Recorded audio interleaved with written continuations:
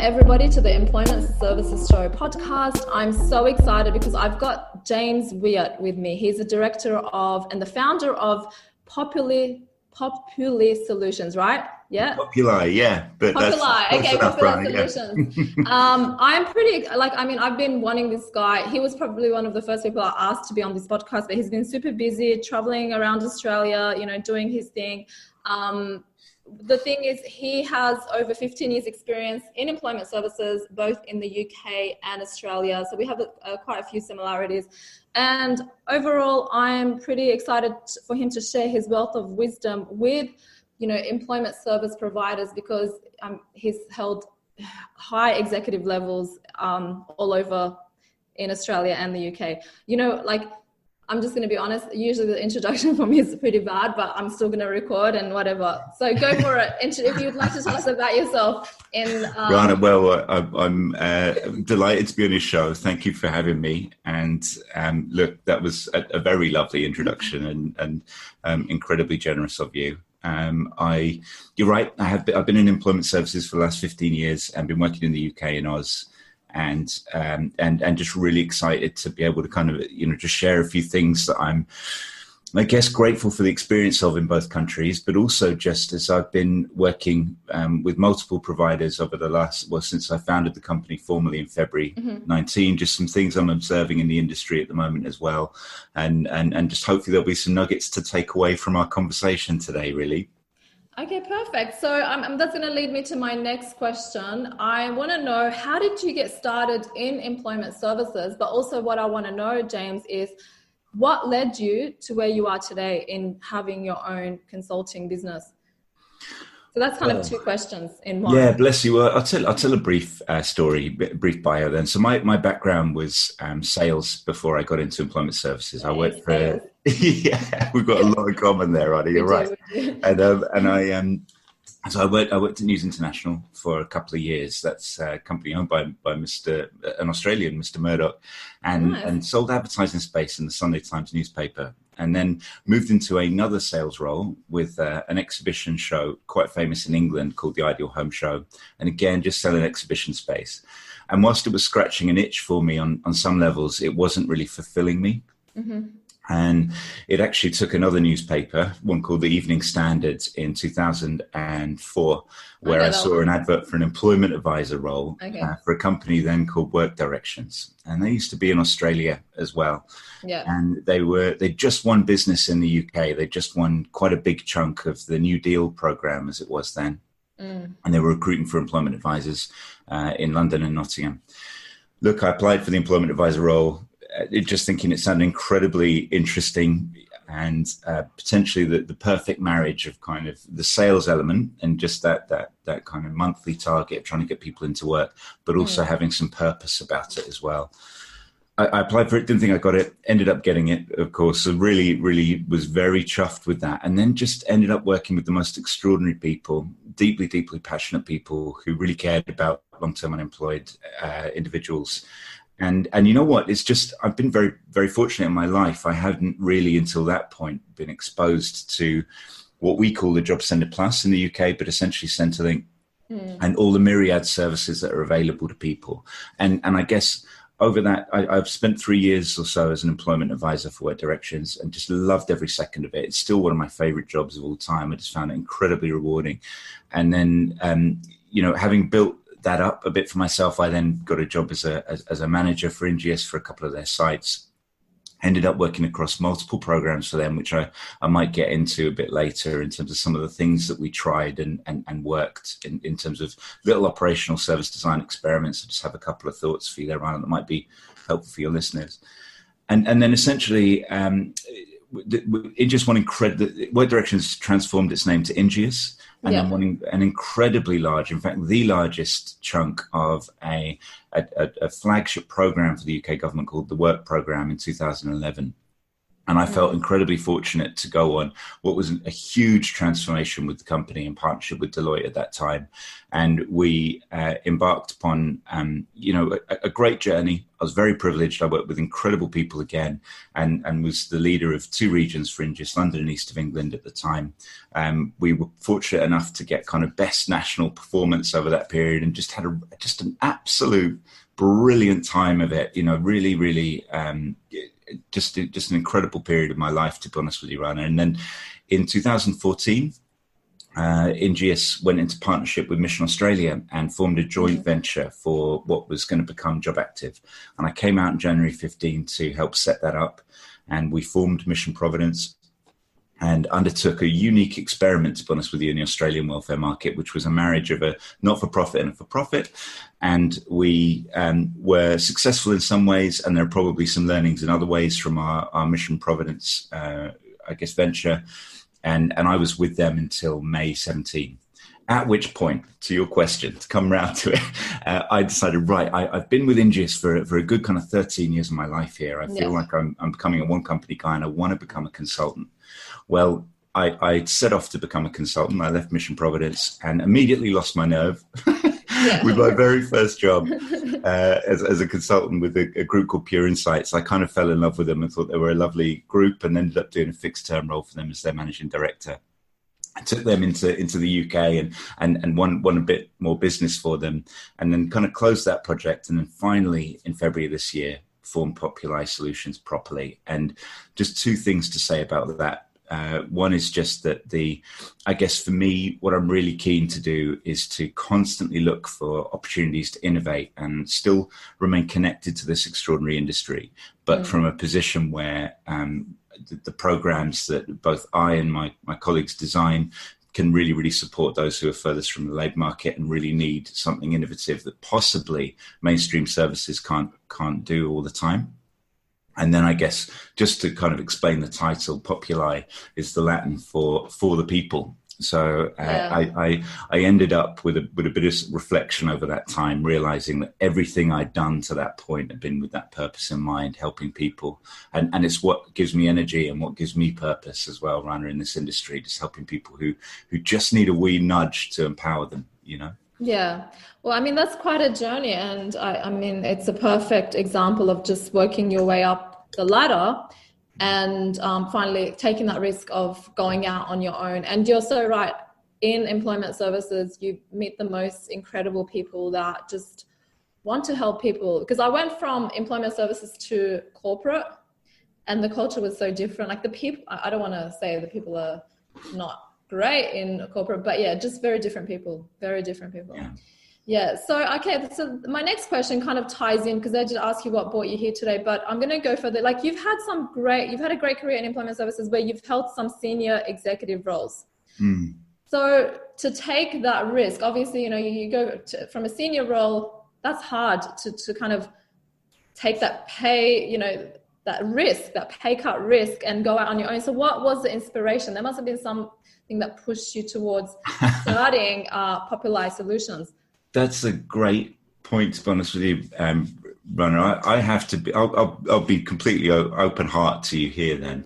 I think for me, up until the moment I made the leap, I was basically thinking I needed to have quite a lot in savings put to one side. I needed to, have a really established pipeline of opportunity and customers for myself, before I made the leap. But I'll be honest, I got to the point over the Christmas of last year where I just kind of felt, look, enough's enough, and I really want to do this for myself. And I at the time, Pure Insights was it was based in Castle Hill, and it was about an hour's commute for me if I was lucky and got up at kind of 5 o'clock in the morning and set off anytime after 5:30, and it'd be kind of a couple of hours from where I lived. So I wasn't enjoying the commute, honestly, for them specifically. And the project with them was getting to a really good natural conclusion. And I thought, well, look, it kind of feels now or never.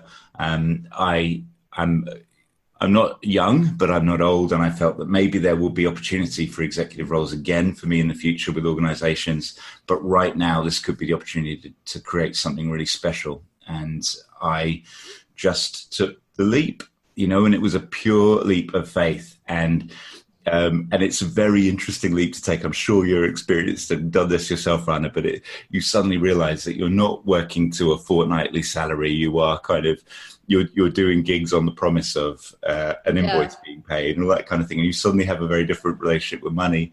But what's lovely is you have a very different relationship with time. And you end up, of course, being the master of your own time most of the time, which is an incredible thing, actually. And then your network, I found my network has exploded, and meeting people like yourself and just managing, I suppose, to just connect with more people than I ever would have possibly done if I had my head still in the operational game. So I feel really blessed and really grateful I took that leap. And look, I'm on probably half the money right now than I was this time last year. Yeah. But of course, on the promise that hopefully I can have a broader impact and maybe make myself more money further down the line. But that's not necessarily the real purpose behind it. Yeah, I mean, it's at the end of the day, I think if we thought we're going to make lots of money straight away, then we'll be kidding ourselves. But it's from what I've seen, I even see entrepreneurs know more about business than some CEOs.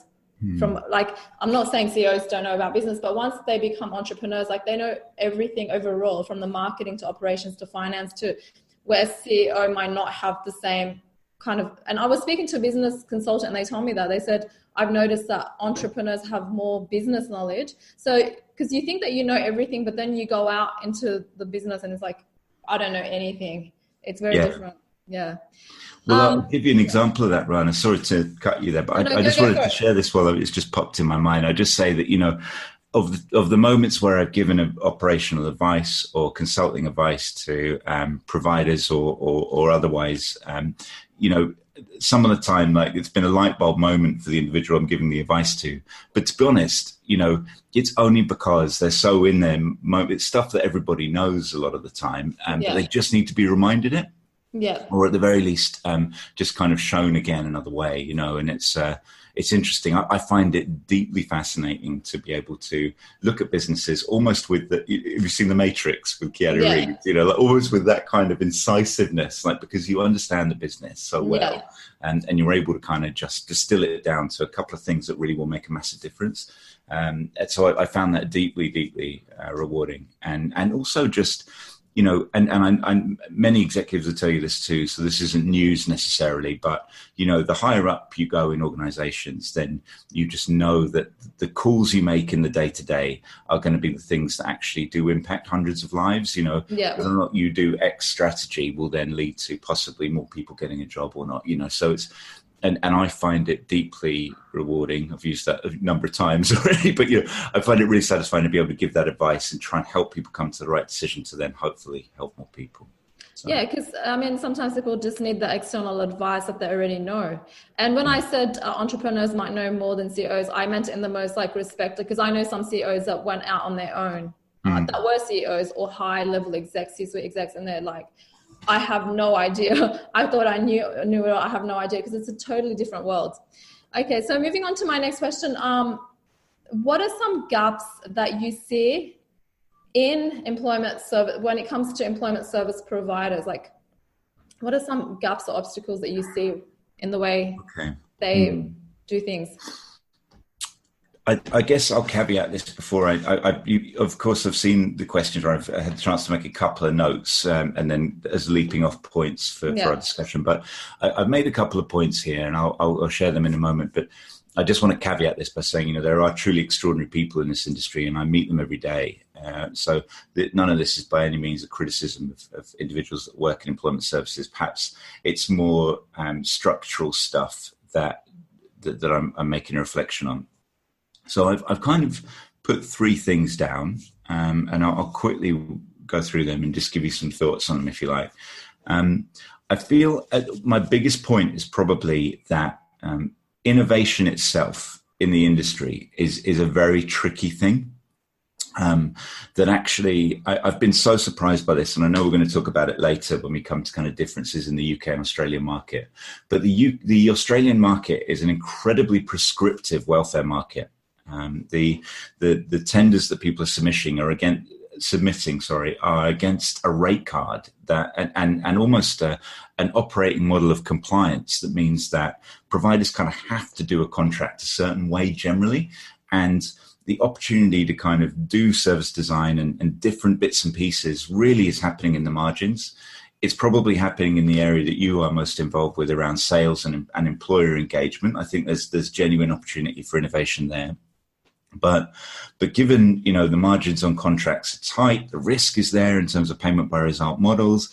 And, you find that providers, don't necessarily have the cash to be able to invest in further employees, increasing their FTE to be able to have, innovative stuff in their business. And it comes down to sort of perhaps the bigger entities who have, other contracts or other services and being able to leverage some of that really enables them to open up innovation. So the smaller providers are getting squeezed and continue to get squeezed. And so, local innovation that's really going to specifically help local communities, which is so important in Australia, I think is, it's tricky, I would suggest at the moment. And I have found at times that this is by no means happening in every provider, but I am seeing in some cases, it becomes how to maintain compliant contract delivery to a kind of a get it over the line star rating of maybe 3, rather than innovating and trying to get 5 stars, trying to push the placement rate, the outcome rate, all that kind of thing. And, and it's not through necessarily a lack of wanting to be able to do that. It's probably about the fact that actually the contract's so heavy on compliance and got such tight margins, there's little room to do it. So that's one point. I guess the other thing to say is that I've seen some extraordinary leaders in the business. I've worked with some of them, and and I still continue to meet them daily. But in some cases, what we find is that people in the industry are promoted to leadership positions because they were the best coach.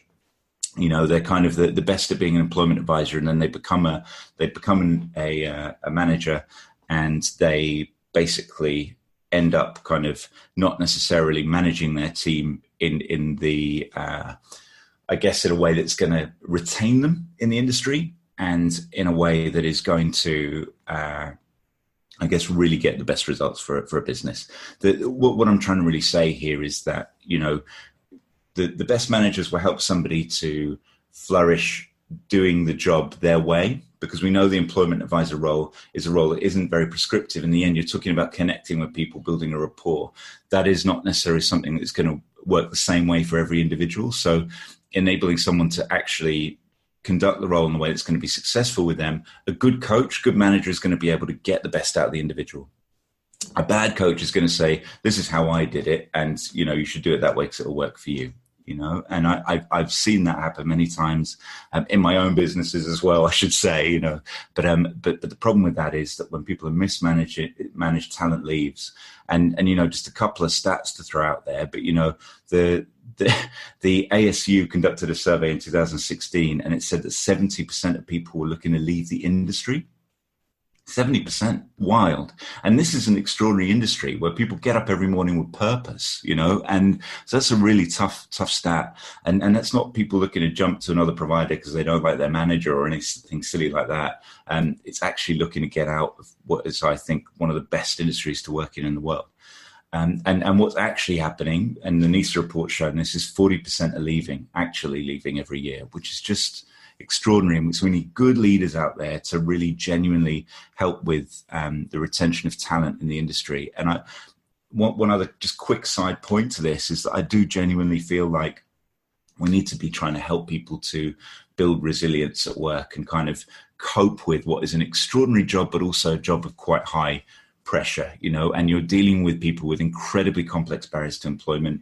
We're seeing that now, and I'm going to come on to that as the last point in a second, but the caseload has dropped, particularly on Job Active, but it's more complex now. So people do need to be able to self-manage, self-care really well in the industry. And, I think I don't know that all the providers are doing enough to kind of properly support their front line. Most are, but some possibly aren't and could be looking at it, you know. And I'm not going to turn this podcast into a plug, but I will just say that I've seen some really extraordinary stuff done by a group I've been doing some work with, Isha House. They do some great stuff on resilience and really try and help people to understand that whilst their biggest asset is empathy, one of their biggest strengths, it's also one of the biggest weaknesses, because essentially what they're doing is they are taking home their job. They're giving so much in the way that they're engaging with clients, and they will, you know, essentially use up a lot of their energy in that space. And they just need to get healthy balance and kind of be appropriately sympathetic,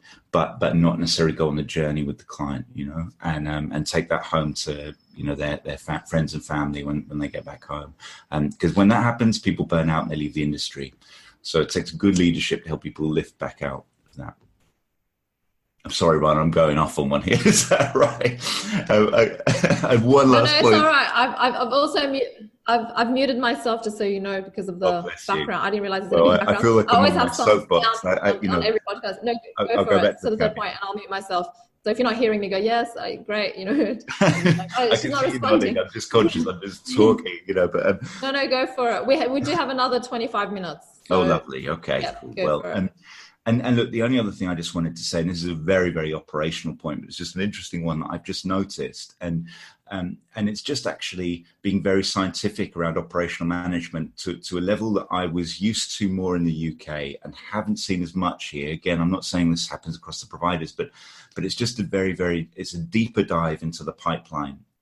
So we've seen the caseload drop on job activity, that example, over the last 5 years. So it's gone from 762,000 to 609,000. So we've seen 160,000 people leave program. The only 3 regions on job active have increased. What I think is interesting, though, you see the makeup of it change. So we've got 1% more of the caseload is now indigenous. Nearly 0.5% more is now mature. So the caseload and its sort of dynamics is shifting. And I think the industry itself could do with understanding better and more deeper the pipeline of what it takes to get a placement and I guess ultimately an outcome and what specific interventions actually go towards that. So we know obvious ones. So we know for an organizational point of view, you need to monitor your referral pipeline to make sure you've got enough caseload to generate the outcomes you need further down the line. That's kind of the obvious, you know, no-brainer for the business. And we probably all know that we need some people to be coming in for booked appointments, right, and attending them. We probably all know that interviews are very likely to get to a job. But what we don't necessarily know is what other interventions really, really specifically work for people. And I think if we could just look at those more scientifically, we could actually, I mean, let me kind of make this point as succinctly as I can, Rana. I feel like the nirvana for employment services would be to, in 5-10 years' time, be able to say, okay, your KPIs are not set on placements and outcomes. They are going to be set on the volume of people that attend, the volume of interviews, the volume of attendance at X workshop that we know works super, super well for everybody, you know, maybe Resilience Builder or whatever it might be. And so people are not kind of, I guess, also burning out at I guess, trying to control individuals and their behavior.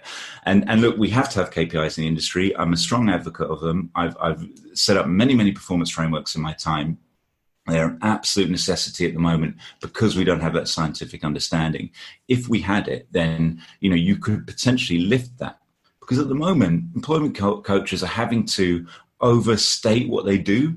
They have to overcompensate every month. They need to get more people a job because they're relying on human behavior.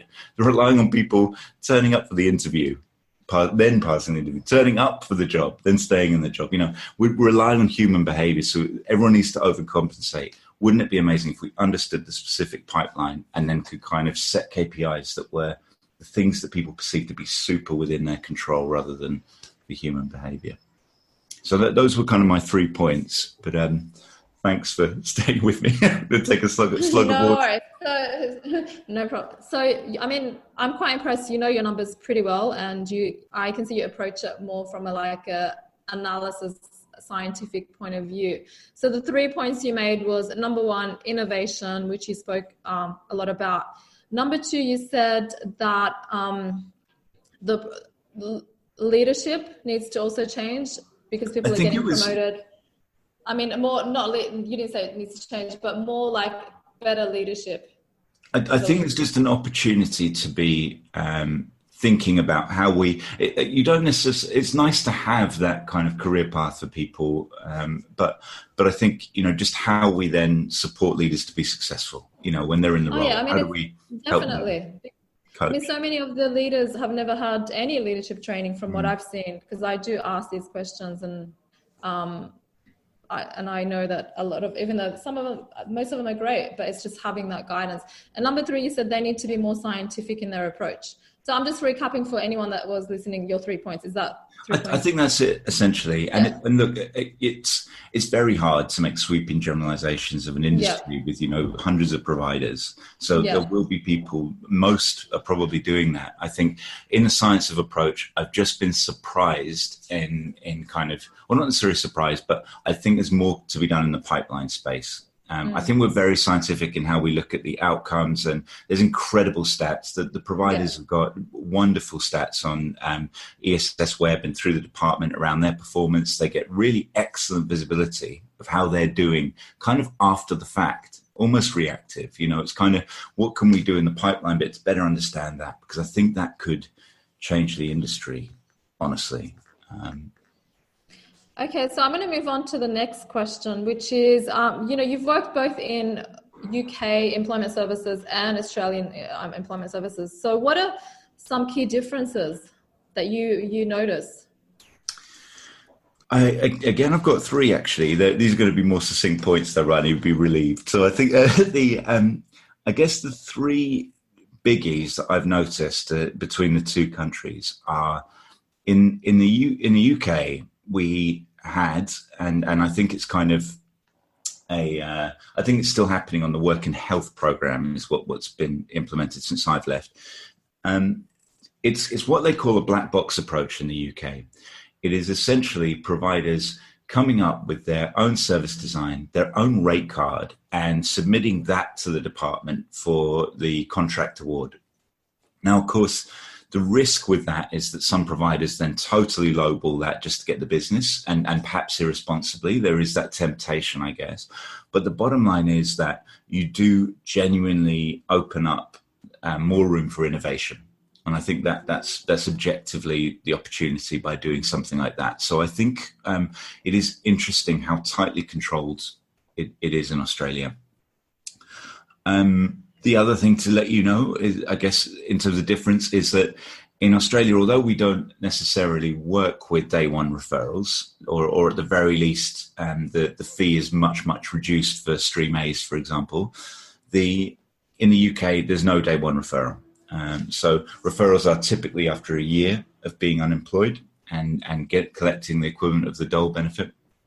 And typically 5% of the people that sign on day one will still be on receipt of government program and come on to a provider, a third-party provider. So it's the equivalent of 100 people going into Centrelink today, or 5 of them will go on to an employment provider in a year. So it's you'd think it was therefore then kind of a much reduced market. Well, to be honest with you, it kind of is now, but because for a number of other reasons. But actually, because there's 60 million people in the UK, of course, there's still quite a large caseload pool. And then the third thing, and this is kind of the thing that I find, I guess, and this is where there could be opportunity even within providers if they wanted it in Australia. In England, particularly in the major cities, we have, of course, this concentration of population. So, and what that means is that you don't have to have a site in every suburb. And the transport links, particularly in somewhere like London, are excellent. So I'll give you an example of this. When I was director of London for Ingeus, I had half of London. I had West London. It was essentially half of London. If you've been, you'll know, of course, Rana, but And so obviously a very large city and of course, densely populated city. We had 7 sites.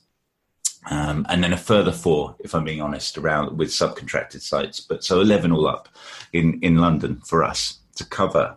And what that meant was that we had essentially super sites. We had dynamic hubs where you have teams of employment advisors able to kind of work together, as, you know, of course, with their own caseload, but create workshops based on the need that's coming through at that point in time. And, you know, you save money, of course, a wee bit on infrastructure, which then enables you potentially to put in more headcount to do more innovative stuff. And I think the other thing is you're challenging the job seekers who don't live in that suburb to come out of their suburb to the super hub and therefore look at other labour markets. And we've all seen it in the industry where people won't cross a bridge to go and apply for a job that's literally, you know, actually only a kilometre away or whatever it might be, you know, just silliness like that. So I think I know that one of the stipulations generally, or at least the industry norm, is to try and match the Centrelink offices. It would take a brave provider to buck that trend, but I would love to see a provider given that opportunity to just try and create something a bit different here in a Sydney or a Melbourne or a Brisbane, where there's real, and Perth as well, of course. You know, in the metro areas, much easier to do this, of course, and of course in the regional and rural areas, it's not practical. But I think there is just an opportunity to just try something like that. Probably. Yeah. Okay. No, I mean, you know the industry. Obviously, you've worked in exec levels that you know the industry really well on a very high level. So for me, I noticed some of the differences more on a kind of frontline learning and development level was people, from a job seeker perspective, people were worse off working than in the UK. When you did a better off calculation, you know, some of them were £30 worse off, and they lost their housing, and like there was a lot, and there was no wage subsidy on the program I was working on. So I just thought I'll share that as well. So it was really challenging to sell somebody the idea. Like you had to not just sell to the employee, you had to sell to the job seeker. Why should I work when I'm actually better off not working? Maybe things have changed and there was no way to sell. Yeah. What are your thoughts?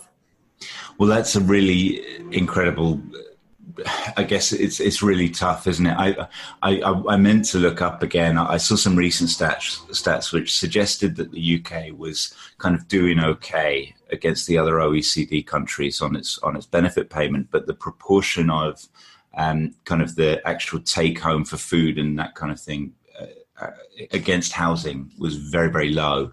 So I do think there's a lot of deprivation poverty in England. There's a lot of problem with exactly that point you said, Ryan. I mean, entry level jobs are probably in quite high supply, and having that very tricky conversation with somebody that this is going to be in their best interest longer term, it becomes a more complex discussion, doesn't it, around downsizing their place and all that sort of thing.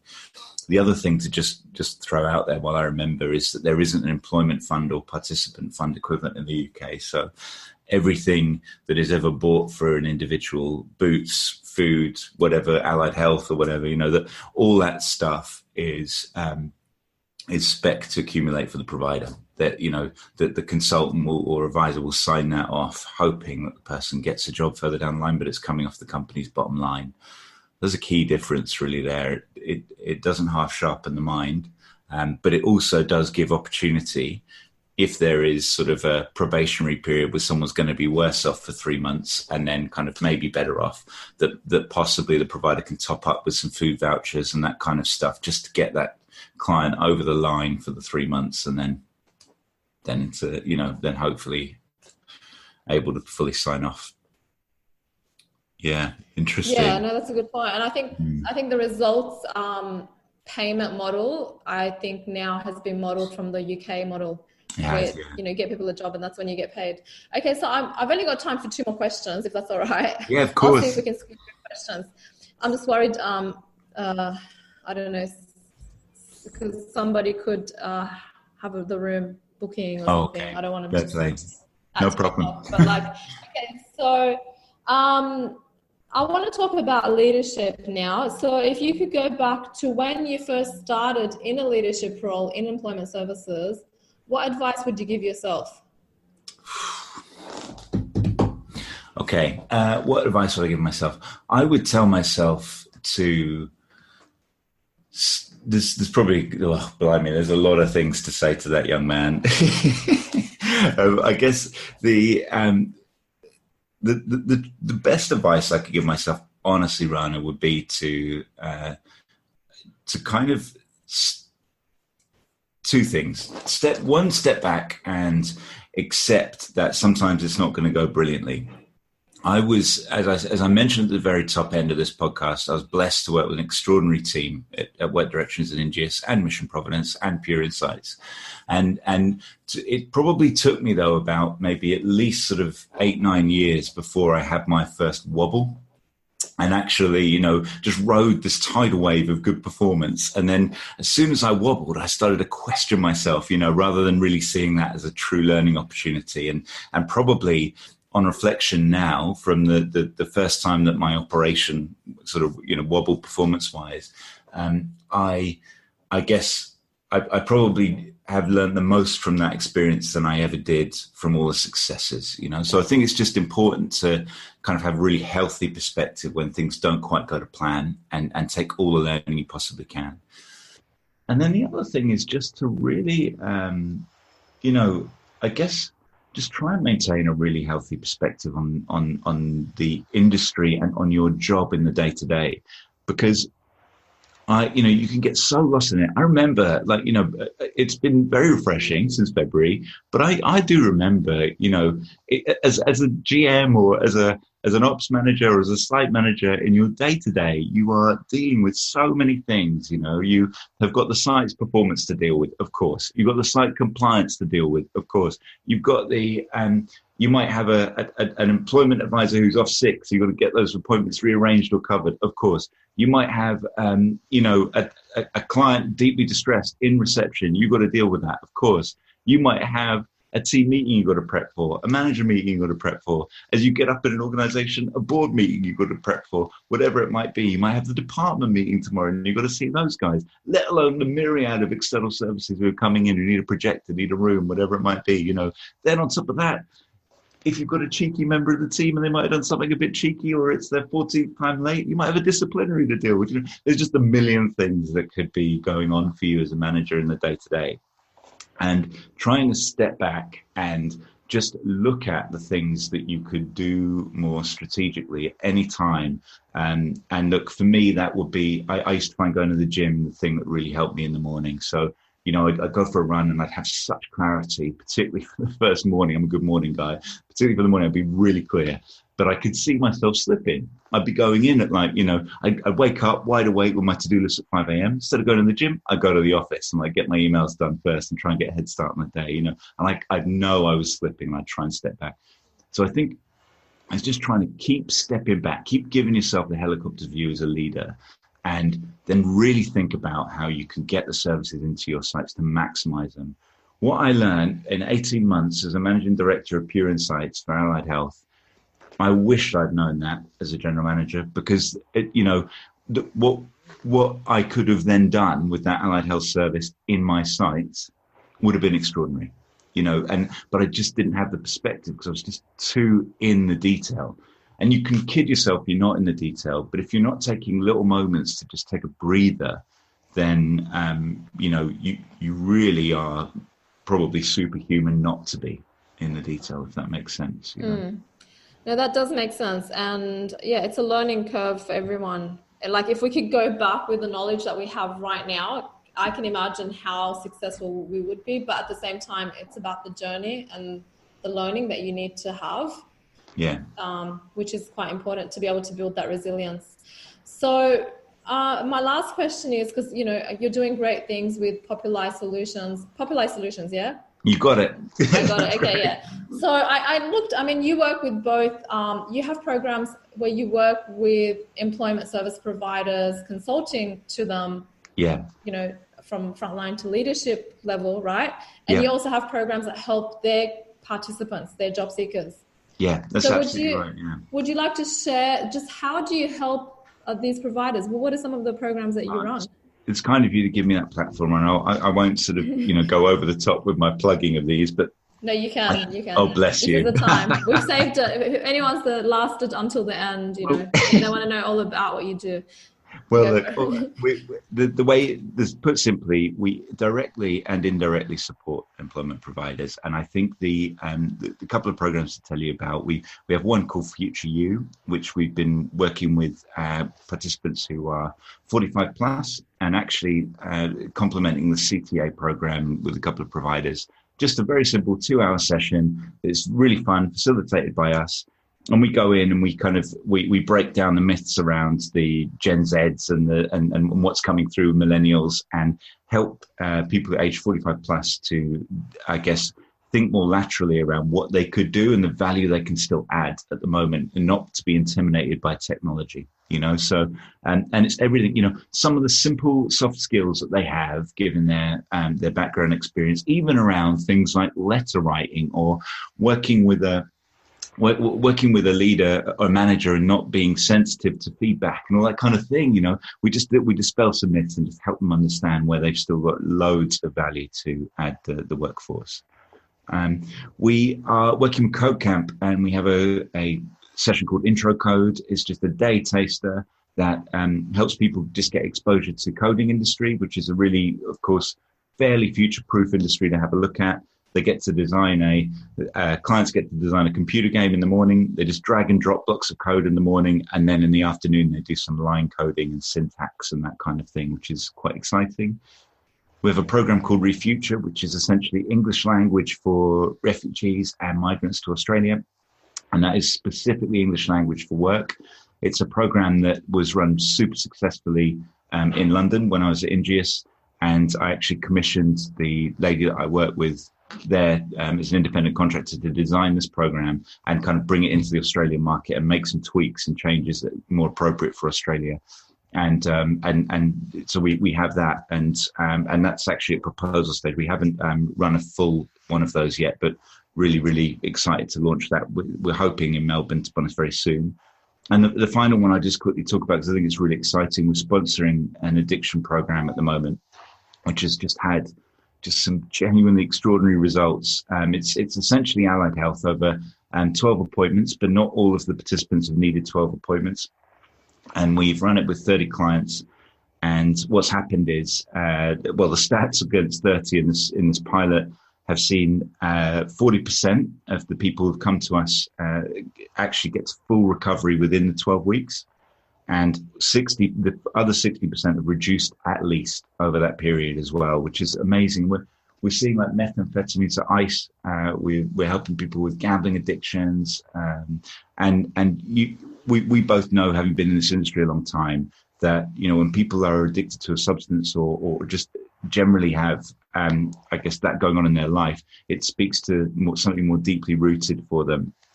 And so that's what the practitioners are doing, is kind of getting in there and really trying to support people and I guess kind of nudge them into, I guess, taking different steps in their life, working with neurotransmission, all that kind of thing, and just helping people with the things that are firing in their brain when they're doing that, and trying to set new routines for them. And look, the results are just really extraordinary, and I'm really excited to be able to talk about that program. And I think, and the other stat I haven't even shared with you, a third of them, of that 10 went into work during the program as well. So it all came about as a bridge to a service like The Bridge, because there was long waiting lists, and away you go. Really exciting one, that. So I'm assuming this will go out on LinkedIn, Rana. Yes, so if it does, just anybody that's interested in that. Yes. I might even edit this part out and just put it also on LinkedIn, just to kind of give you the advertisement for free. Very kind. Look, it's just I'll just make the point that we are not looking to, take over the world here. Yeah. We just simply want to work with the people that providers need support with. We're happy to work in the margins, just doing specialist stuff, ad hoc as needed with providers, and we want to build really strong partnerships with people who are like-minded in the industry. So. Yeah. Well, these 4 programs, they're all making a difference, from addiction to English language to people over 45. Is it 45? And the coding, coding can change someone's life. Now, I don't have a long time, so I am going to have to wrap this up, but where can people, thank you so much, number one, for your time. It's been very valuable. I've learned so much. My head's like, I'm just like, I was taking notes. I'm going to watch this again. I've learned so much. I hope, everybody was listening to this finds value. If you need anything from consulting to coaching to these programs for job seekers or coaching for your staff, or your leaders, get in contact with James. He's the man. He knows. The thing is, he's not just like the wishy-washy, all that hype stuff, which is great, but also he's scientific and he understands his statistics, which if you have those two, you have the perfect consultant. So I appreciate your time. Where can people find you? So I'm going to put your website and I'm going to put your LinkedIn, but is that the best place people can find you? Fantastic. Thank you, Ryan. That's very kind. Look, happy for people to DM me on LinkedIn, whatever's easiest, really. The website will be out, as you say, populi.com.au. Mm-hmm. And then if the people want to email me directly, that's fine. It's just J Weait, WEAIT, 3 vowels in a row. There you go. At populi.com.au. Feel free to share all of that in the blurb. That's fine, of course, right? I will. Yeah. Thanks a lot. Have an amazing day, and we'll catch up soon for another coffee.